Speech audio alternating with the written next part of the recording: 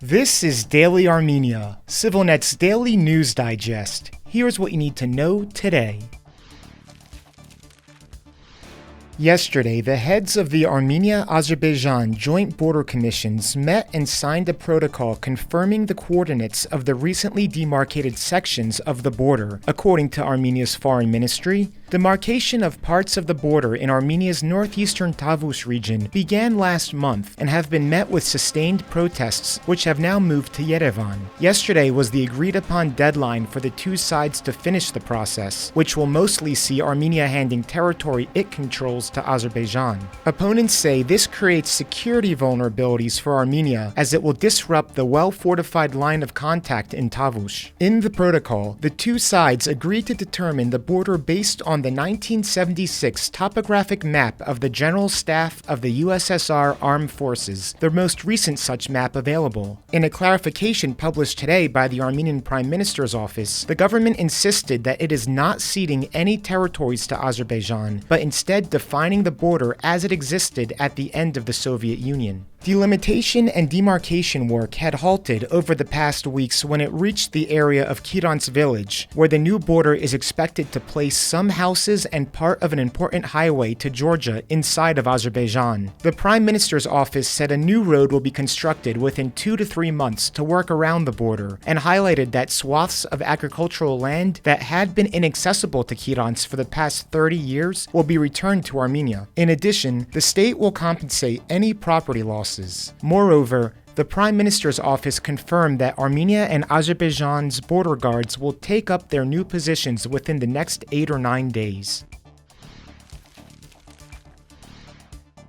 Today, the Armenian government approved a state support program to provide housing for families forcibly displaced from Nagorno-Karabakh last year, at about $5,000 to $13,000 per family member. The amount depends on where the family intends to buy or build an apartment or house, and will be dispersed only on the condition that all members of the family have received Armenian citizenship. There are a number of other restrictions on who can benefit from the program, such as those who are already benefiting from a separate government housing provision program, or those families with members who live outside Armenia for at least half the year. Deputy Prime Minister Tigran Khachaturian has estimated 25,000 families will be able to take advantage of the program, which will be implemented in 3 stages over the next 5 years. The Armenian government has repeatedly said it considers keeping displaced people from Nagorno-Karabakh within Armenia to be a high priority, as the population is under socio-economic pressures that have already pushed some to emigrate abroad, mostly to Russia.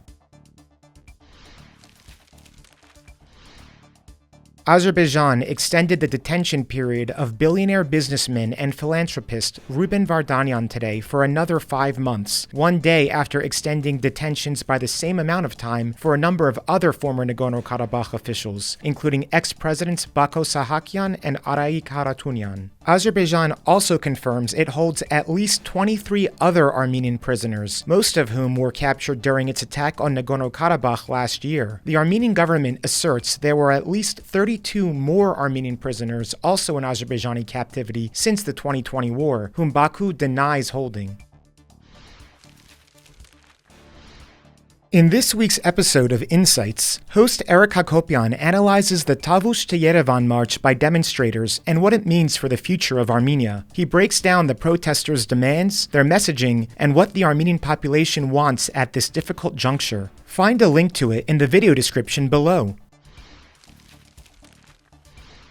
And finally, the CivilNet number of the day is 44. That's because the Armenian government announced today it will open an embassy in Cyprus, making it the 44th country to host an Armenian embassy. Earlier this year, Cyprus announced it would be opening its own embassy in Armenia, an exchange that represents the two nations' traditionally friendly ties. Official estimates put the number of ethnic Armenians in Cyprus at 3,500, and Armenians have had a presence on the island for more than a millennium.